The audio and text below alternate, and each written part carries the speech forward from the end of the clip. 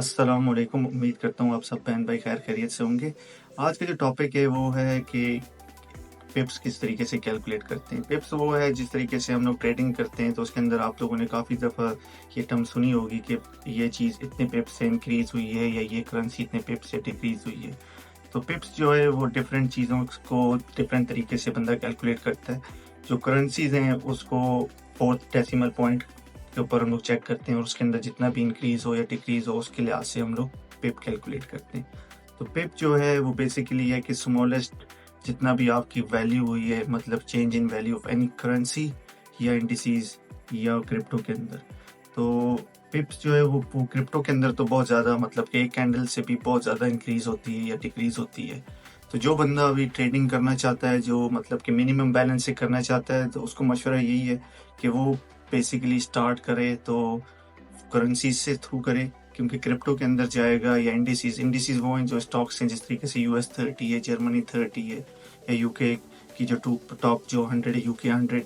तो उसके अंदर अगर आप करोगे तो उसके अंदर मतलब कि प्राइस फ्लक्चुएशन जो है वो बहुत ज़्यादा अप एंड डाउन होता है। तो उसके अंदर अगर आप छोटी से छोटी डील भी करोगे तो उसके अंदर भी आपके लिए हाई रिस्क है।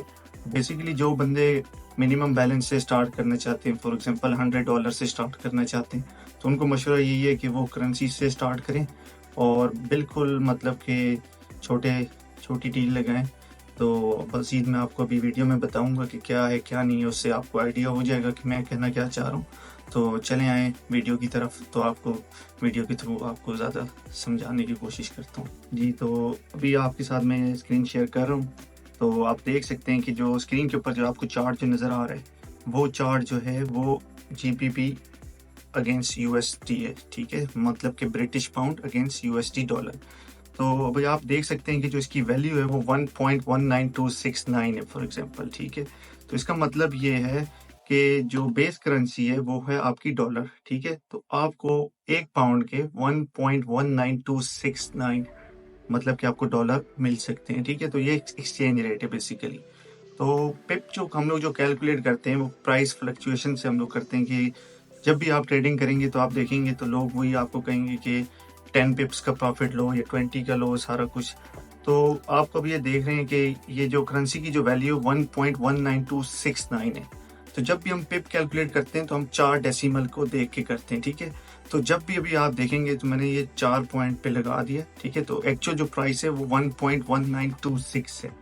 तो जब भी जो फोर्थ डेसिमल है, जब भी वो चेंज होगा, फॉर एग्जांपल अब प्राइस हो जाती है 19369, तो आप देखें तो ये कितना हो गया इंक्रीज, 10 पिप्स। तो ये आ गया जी 10 पिप्स की प्राइस फ्लक्चुएशन आ गई कि इस करेंसी की प्राइस जो 10 पिप्स से इंक्रीज हुई है या डिक्रीज हुई है।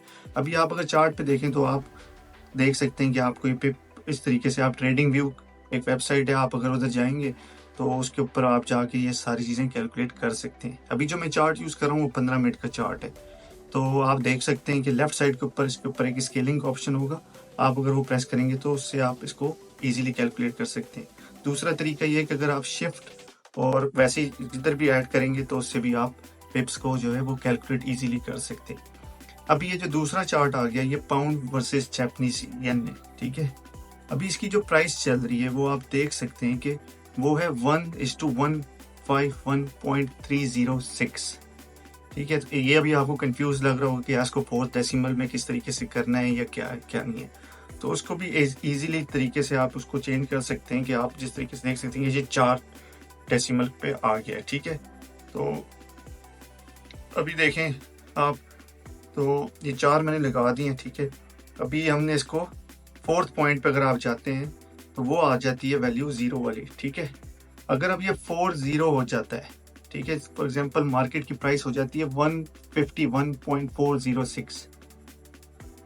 तो अगर प्राइस अगर 151.306 से चली जाती है 151.406, तो ये पिप में अगर कैलकुलेट करेंगे तो ये 10 पिप्स का आ जाता है, ठीक है। और इसी तरीके से आप इसको स्केल कर टूल लगा के आप चेक करते हैं तो वो इजीली हो सकता है। तो मार्केट के अंदर 10 पिप्स इजी है, आप अगर प्रॉफिट के तौर पे अगर लेना चाहें तो इजी है, ठीक है। अब ये आगे जी क्रिप्टो के ऊपर। अब क्रिप्टो के ऊपर आप देखें, जिस तरीके से मैंने आपको स्टार्टिंग में वीडियो के बताया था कि इसकी जो मूवमेंट होती है वो बहुत ज़्यादा होती है। तो जिसका बैलेंस कम है उसको मशवरा है कि कभी भी अभी फ़िलहाल क्रिप्टो की तरफ ना ही जाए। अभी आप देखें सिर्फ ये एक कैंडी की जो पिप्स में अगर मैं कैलकुलेट कर रहा हूँ तो आप देख सकते हैं कि इसकी जो पिप की जो फ्लक्चुएशन है वो 229.68 पिप्स है, सिर्फ आप देखें एक कैंडल की। तो इससे आप अंदाज़ा लगा सकते हैं कि ये कितना आपके लिए डेंजरस हो सकता है अगर आपके पास कम से कम बैलेंस है। तो अगर आपने इस पर डील लगाई तो आपका बहुत ज़्यादा चांस है कि आपका पूरा अकाउंट भी वॉश हो सकता है। हम जाते हैं इसके साथ ही US30 के ऊपर। US30 वही है जिस तरीके से मैंने आपको पहले बताया था। US30 इज लाइक US की जो टॉप की जो 30 कंपनीज है उनकी जो शेयर प्राइस है। अभी आप देखें US30 की प्राइस के सिर्फ आपको अगर आपको मैं दिखाऊं ये सिर्फ एक कैंडल के ऊपर, तो ये 946 पिप्स की मूवमेंट थी, ठीक है, विच इज़ टू मच। तो इसीलिए कह रहा हूँ कि इंडिसेस और क्रिप्टो के ऊपर आपने ट्रेडिंग नहीं करनी है। और ये दूसरी चीज़ आपको बता रहा हूँ कि ट्रेडिंग के अंदर 3 किस्म के लॉट साइज हैं, ठीक है। एक 0.01 है, एक 0.1 है और एक 1 है जो स्टैंडर्ड लॉट है, ठीक है। जो 0.1 है वो आ जाती है मिनी लॉट, ठीक है, और जो 0.01 है वो माइक्रो लॉट है, ठीक है। आपने जब भी ट्रेडिंग अभी स्टार्ट करनी है आपने 0.01 पे स्टे करना है। आपने इससे ऊपर अगर जाएंगे तो फिर आप अपनी चादर से पाँव बाहर की तरफ करें, जो कि आपके लिए एक डेंजरस चीज़ साबित हो सकती है। तो अभी आपको दूसरी बता देता हूँ कि ये एक और वेबसाइट है। अगर मुश्किल होती है कि मैं अगर प्रॉफिट किस तरीके से कैलकुलेट करूँ, मैंने अगर एक डील लगानी है तो मैं माइंड में मैं क्या प्रॉफिट रखूँ या क्या, तो अगर आप इस वेबसाइट पे जाएंगे जो है forextime.com, ठीक है। आप अगर इसके ऊपर जाएंगे, ऊपर आप अगर पिप अमाउंट आपकी मर्जी, आप 10 पिप करना चाहते हो या जो भी आपके माइंड में, आप इसको वो पिप की अमाउंट बताओगे कि 10 पिप प्रॉफिट चाहिए या 20 चाहिए, और करेंसी पेयर आप उसको बताओगे, और ट्रेड साइज जो भी अगर आपकी 0.01 है तो वो आपको उसके लिहाज से प्रॉफिट कैलकुलेट करके बता देगा कि आपको मैक्सिमम प्रॉफिट कितना हो सकता है। तो ये एक वेबसाइट आ गई है अगर आप सेव करना चाहें तो ये forextime.com की वेबसाइट है। इसके ऊपर आप जाके डिफरेंट करेंसीज के अंदर एवरीथिंग आप देख सकते हैं, और मतलब कि मज़ीद भी आप इसको एक्सप्लोर कर सकते हैं। तो जो दूसरी वेबसाइट है तो वो है lifecharts.co.uk, ठीक है।